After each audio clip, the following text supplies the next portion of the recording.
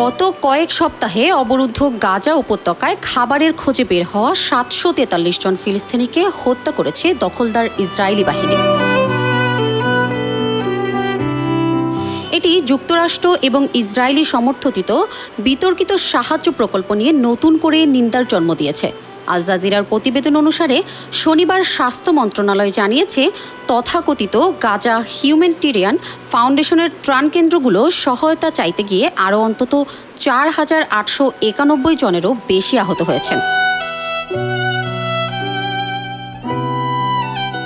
GHF সাইটে হামলায় আহত ফিলিস্তিনি ব্যক্তি মাজিদ আবুল আবান আল জাজিরকে বলেন, আমার বাচ্চারা টানা ৩ দিন ধরে না খেয়ে থাকার কারণে আমি সাহায্য বিতরণ কেন্দ্রে যেতে বাধ্য হয়েছিলাম।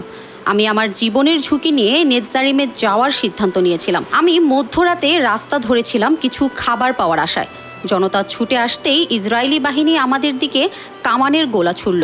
বিশৃঙ্খলার মধ্যে সবাই কেবল বেঁচে থাকারই চেষ্টা করেছিল। আলপনা খানম, নিউজ 21 ইন্টারন্যাশনাল ডেস্ক।